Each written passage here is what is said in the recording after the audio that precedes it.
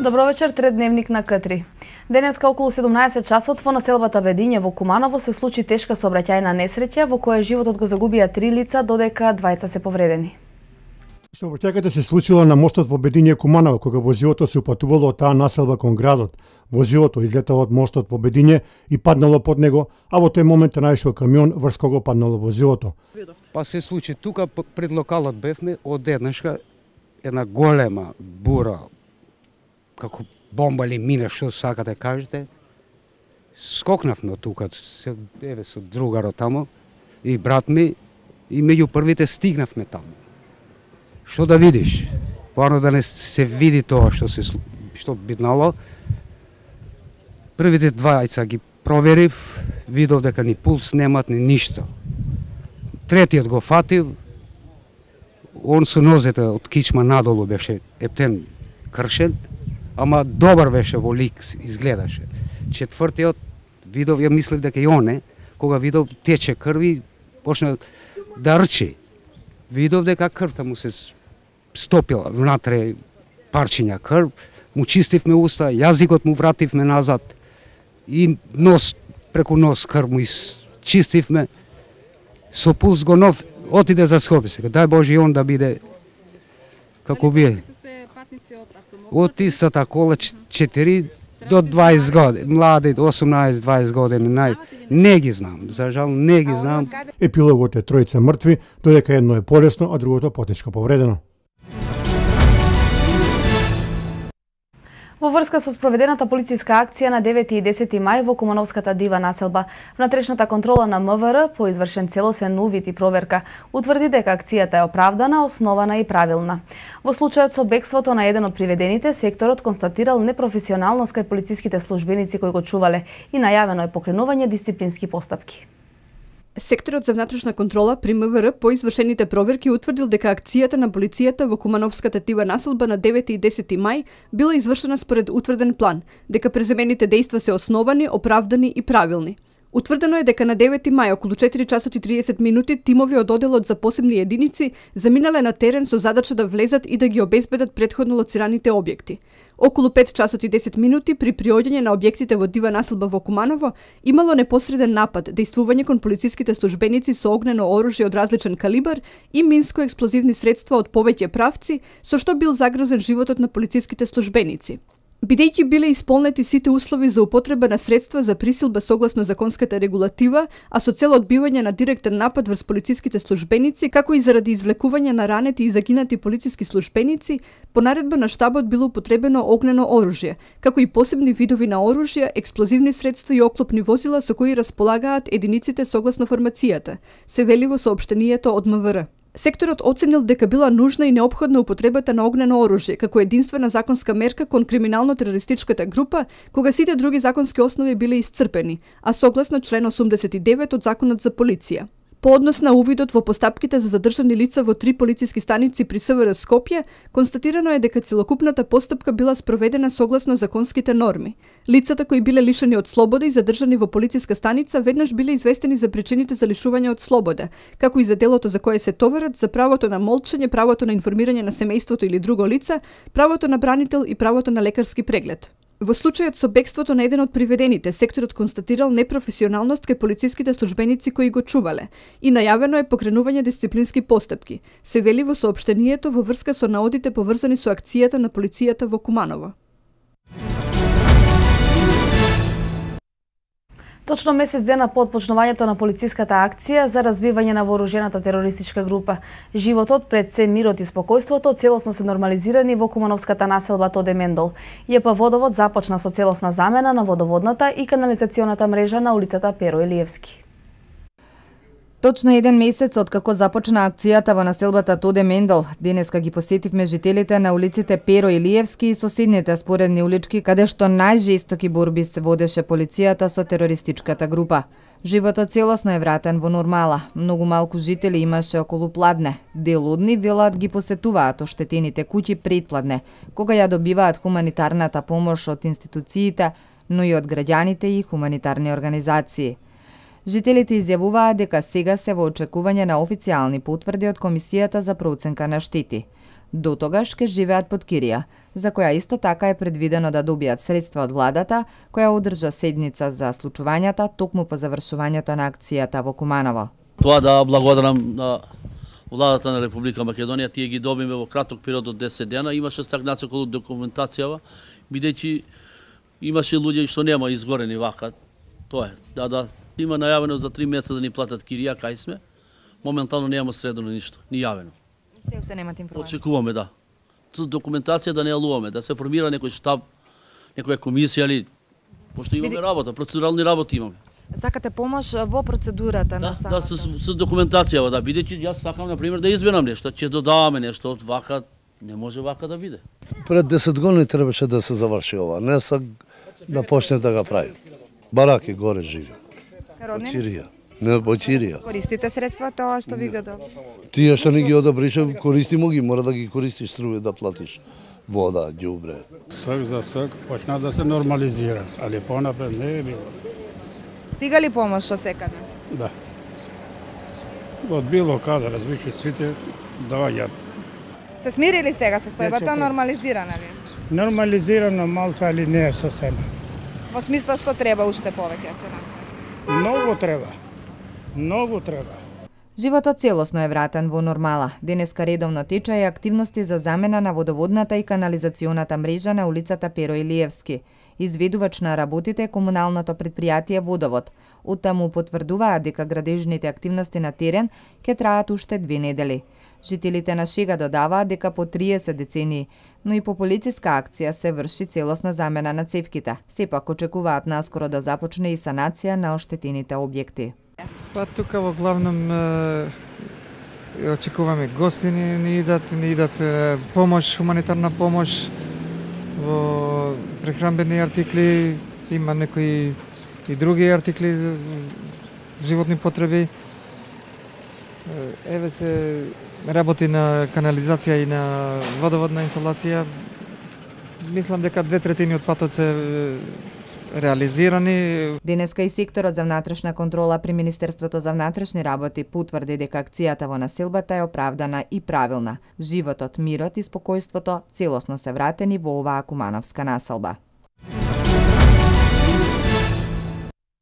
Припадниците на посебната полициска единица при Министерството за внатрешни работи, кои потекнуваат од Крива Паланка, добија благодарници и плакети од локалната самоуправа за учеството во акцијата во Дива населба во Куманово.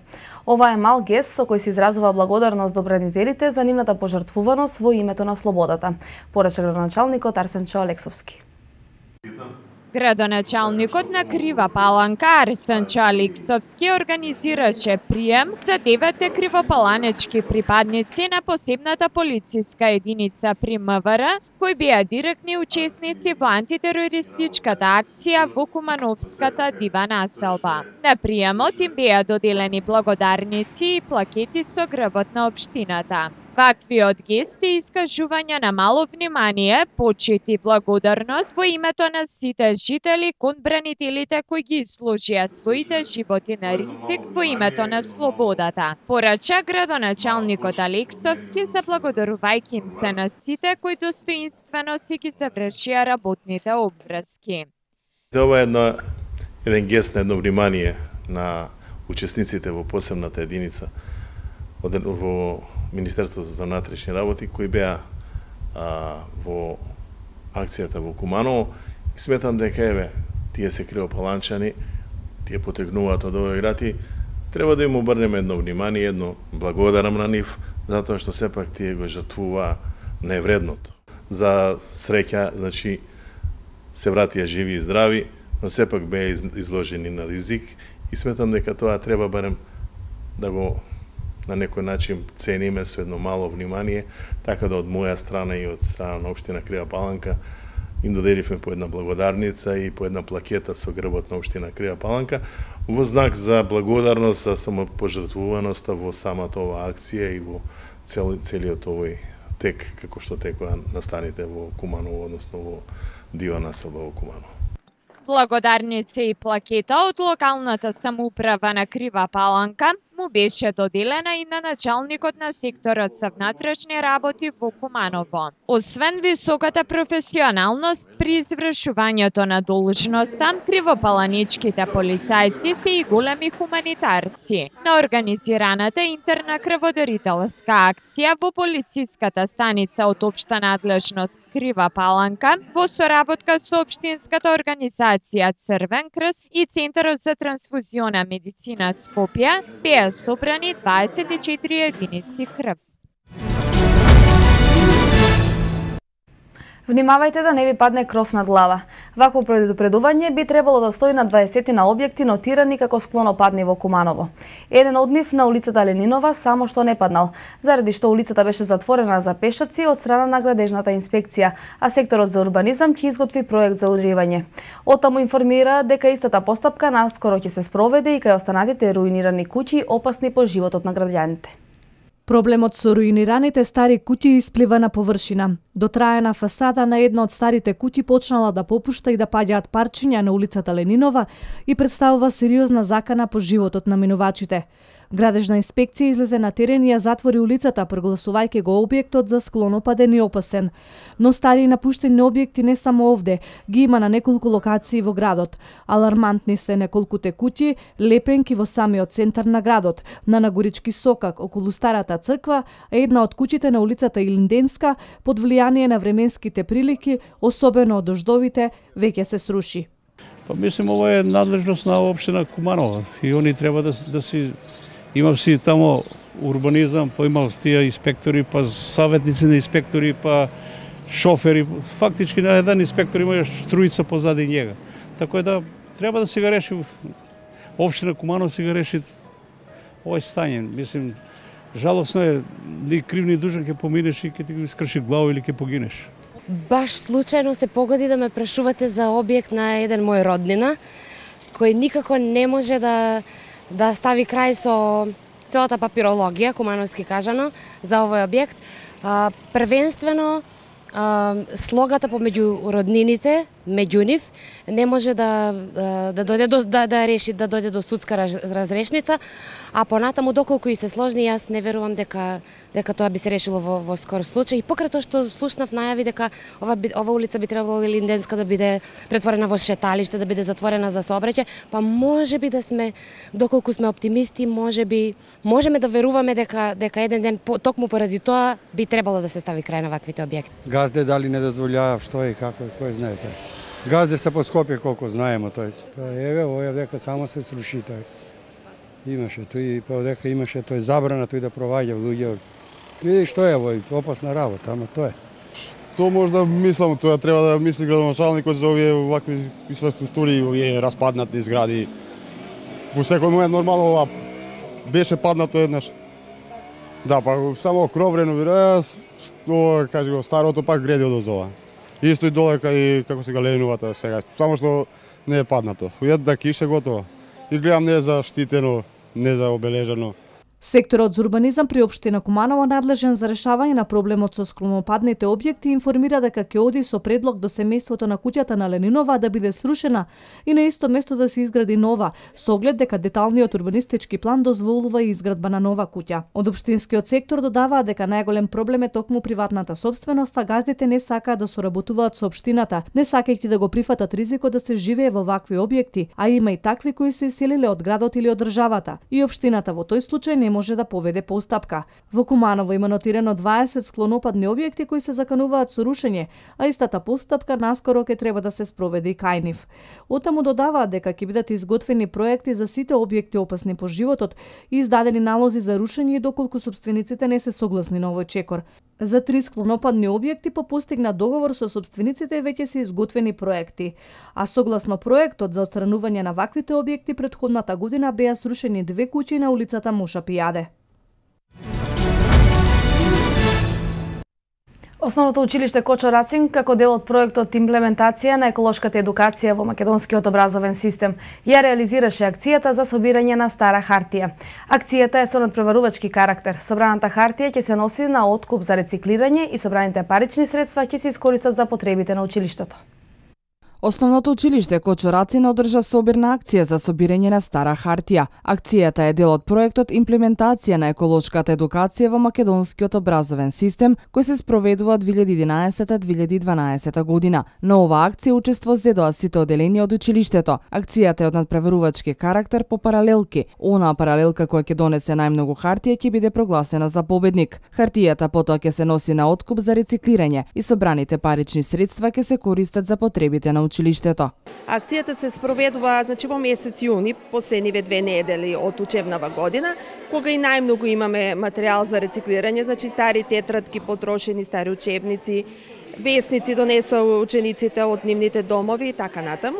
И денеска акцијата завршува со тоа што имаме, како што гледате, мерење на донесената хартија по паралелки, запишуваме и утре ќе прогласиме победници. Она паралелка што донела најмногу хартија ќе биде прогласена за победник.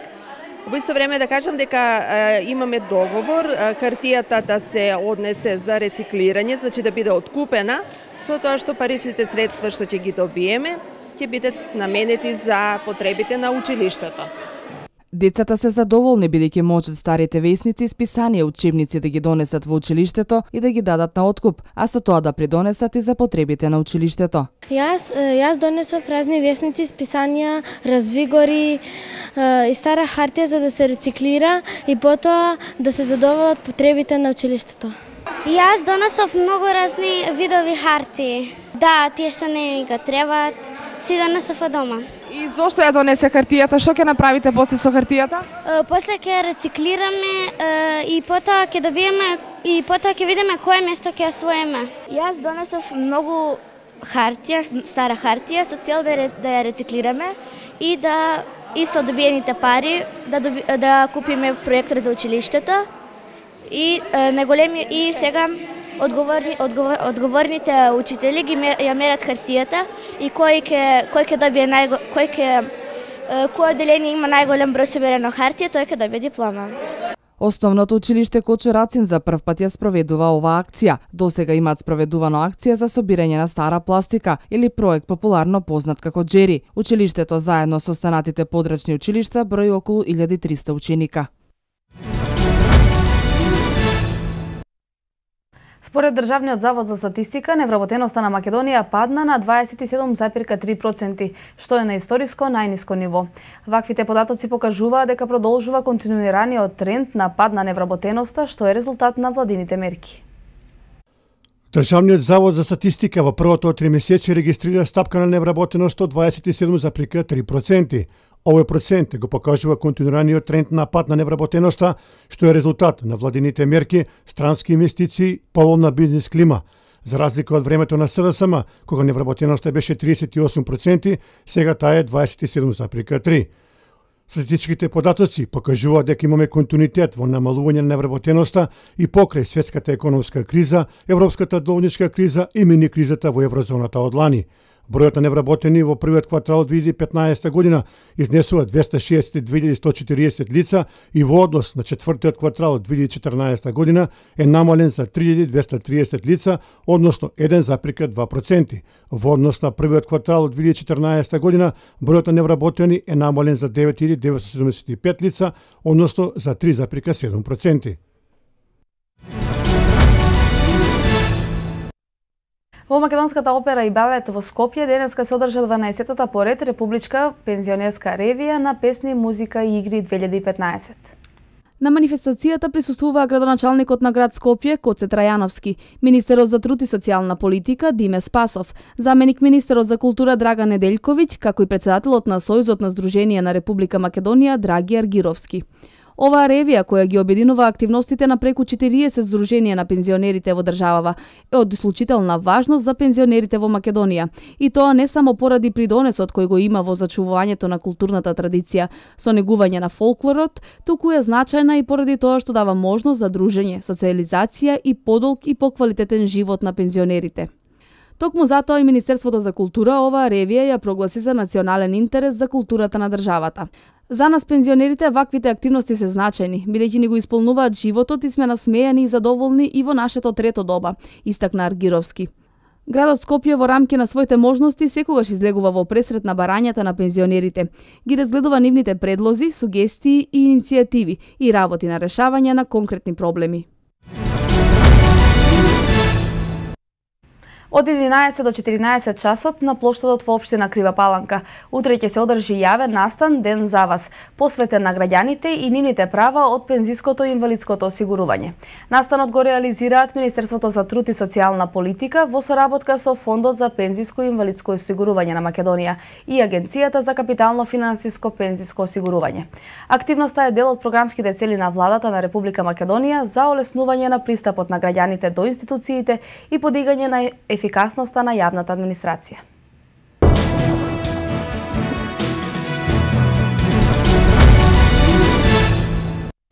Седум лица починаа од МЕРС во Јужна Кореја. Австралискиот министер за надворешни работи Џули Бишоп изјави дека терористичката група Исламска држава се обидува да дојде до радиолошко оружје познато како валкана бомба. Иран пружи поддршка и реагираше позитивно на барањата за помош за решавање на конфликтот во Јемен. Ова се вестите од светот. 7 лица почина од МЕРС во Јужна Кореја, откако вчера уште еден заразен пациент почина, соопшти Јужнокорејското Министерство за здравство. Вчера беше регистриран 8-миот случај на заболено лице, со што вкупниот број достигна 95 лица. Јужна Кореја стана втора во светот според бројот на потврдени случаи на заболени од нилска треска, по Саудитска Арабија, каде во 2012 година беа заразени над 1000 лица. Коронавирусот погоди 23 држави. Официјално се потврдени 1100 случаи на заразени луѓе. Австралискиот министер за надворешни работи Џули Бишоп изјави дека терористичката група Исламска држава се обидува да дојде до радиолошко оружје позната како валкана бомба, јави ТАС. Во градовите во Ирак и Сирија под контрола на Исламската држава, џихадистите собираат во медицински научни центри радиоактивни материјали, што предизвикува стравување дека тие се стрема да создадат голема валкана бомба, изјави Бишоп, пренесува австралискиот весник Australian. Кон крајот на минатата недела Бишоп исто така соопшти за обиди за Исламската држава да се добие со хемиско оружје. За таа цел екстремистите врабуваат искусни научници и специјалци, вклучително од западните држави, предупреди австралискиот министер за надворешни работи. Според податоци на австралиските власти, џихадистите веќе употребиле хлор во напади во Ирак. Иран пружи поддршка и реагираше позитивно на барањата за помош за решавање на конфликтот во Јемен, изјави специјалниот пратеник на генералниот секретар на Обединетите нации за Јемен, Исмаил Улт Шејк Ахмед, во интервју за телевизијата Ал Џазира. Разговарав со иранците, нивната улога е позитивна. Тие од секогаш нуделе хуманитарна поддршка. Првично тие сакаа да испратат брод со хуманитарен товар во јеменското пристаниште Ходеида, но по консултации го претпратија во Џибути, рече тој. Ахмед не сакаше да ги коментира тврдењата за поддршката која Техеран им ја укажува на шиитските бунтовници Хути во Јемен.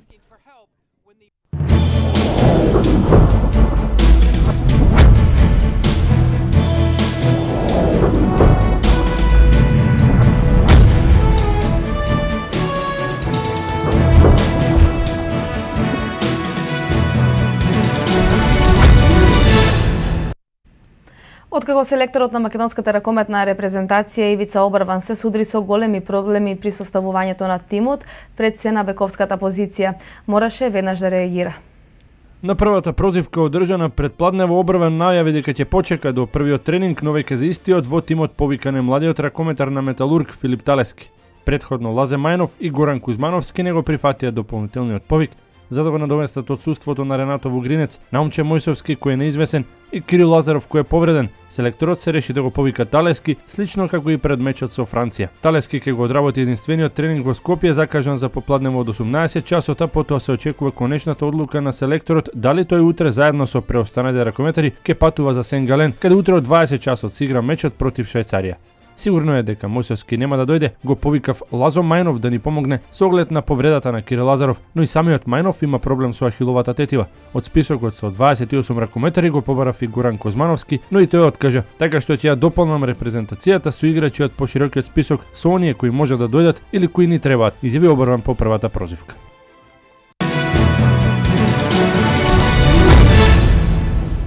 Македонската репрезентација ги продолжува подготовките спроти квалификацијскиот надпревар против Словачка во Жилина од квалификациите за Европското фудбалско првенство. Нашата селекција го одработи првиот од двата планирани тренинга. Единствено дефанзивецот Ванче Шиков не работи со екипата поради повреда и болка во градниот мускул. Стефан Спировски, членот на Скопски Вардар и македонски репрезентативец, вели дека Македонија ќе биде подготвена квалитетно да му се спротистави на фаворитот Словачка. Ќе биде тешко, но ние ќе бидеме подготвени и мотивирани да одиграме добар надпревар. Знаеме што можеме и што сакаме. Работиме одлично, ги следиме методите на работа на новиот селектор и сите сме многу позитивни. Сигурен сум дека тоа ќе го пренесеме и на теренот против Словачка. Мораме да го дадеме најдоброто од себе. Словачка е фаворит, но и ние се подготвуваме за надпревар во кој ќе се бориме за позитивен резултат, вели Спировски. Македонската репрезентација ќе се обиде да се представи во најдобро светло против првопласираниот тим во групата. Крилниот напаѓач на македонската репрезентација и досегашен член на белгискиот тим Зулте Варагем Александар Трајковски пристигна во Палермо. Тимот од Сицилија е неговиот нов клуб, а Серија новата лига каде ќе ги докажува своите квалитети. Многу сум среќен што потпишав за овој клуб, а ова за мене е еден голем предизвик. Среќен сум што ќе играм во Серија. Тоа е остварување на мојот сон и секако ќе дадам се од себе да ја оправдам довербата, вели Трајковски меѓу другото во мини интервјуто. Инаку Трајковски со Палермо има 2-годишен договор, а во својата кариера настапувал за Зулте Варагем, Мехелен, Интер Запрешич и Цементарница. За македонската сениорска репрезентација одигра 22 надпревара на кои што постигнал 4 голови.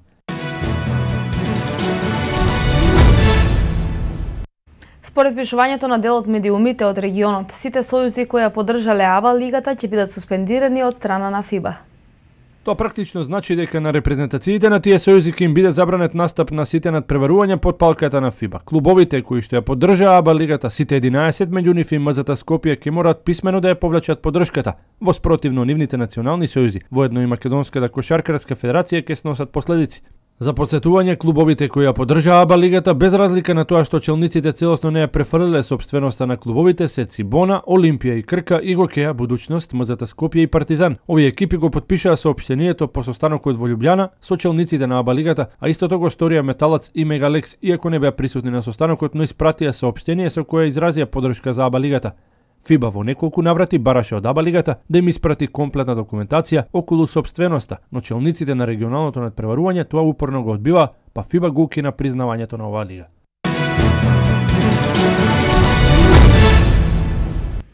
Јужноафриканскиот атлетичар и спортска звезда Оскар Писториус во август ќе биде условно пуштен на слобода, одлучија затворските власти на Јужна Африка откако тој помина 10 месеци во затвор. Шпанската полиција ја привела мајката на Кристијано Роналдо поради шверт со пари. Ова се вестите од меѓународниот спорт. Атлетичарот Писториус лани беше осуден на 5 години затвор за ненамерно убиство на неговата девојка Рива Стенкамп. Државниот обвинител и полицијата го обвинуваа Писториус дека намерно пукал во Стенкамп, која беше позната јужноафриканска манекенка и фотомодел. Побучната расправија во неговата вила во Преторија, а судијата во процесот оцени дека обвинителството нема докази за своето тврдење. Според законот на Јужна Африка за кривично дело како она за кое е осуден Писториус, властите може да определат условно пуштање од затворот како осуденикот ќе издржи 1/6 од казната. Родителите на убиената Стенкамп шокирани изјавија дека 10 месеци поминати во затворската келија е премалку за одземањето на еден човечки живот. Обвинителството кој уште по судењето најави дека ќе вложи жалба на пресудата тврдејќи дека станува збор за убиство со умисла, очекува разврска за неговата постапка во ноември ова година. Условното пуштање на слобода на Писториус значи дека другиот дел од казната тој ќе го мине во домашен притвор. Полицијата на аеродромот во Мадрид ја привела мајката на Кристијано Роналдо поради обид од земјата да изнесе 55.000 евра во кеш, пренесуваат тамошните медиуми. Долорес Авеиро, како што пренесува El Mundo Deportivo, кусо била задржана од полицијата на аеродромот Барахас, бидејќи се обидела во авионот кој летал за Португалија да внесе значајно поголема сума од дозволените 10.000 евра. Полицијата конфискувала 45.000 евра, а на господја Авеиро и било дозволено да се качи на авионот и да го продолжи патувањето.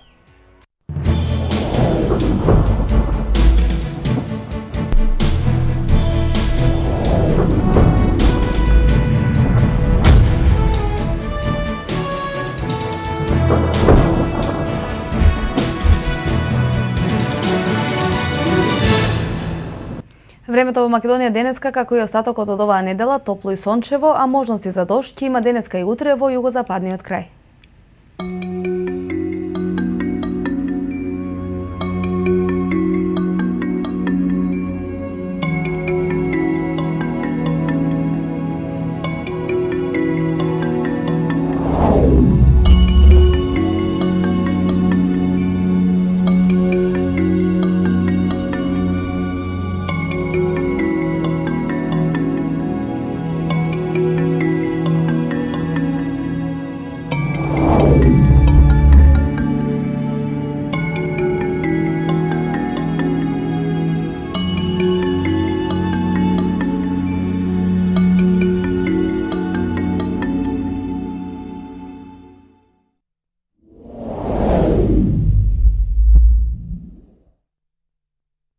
Тоа беше се што подготвивме за дневникот, почитувани гледачи. Пријатна вечер.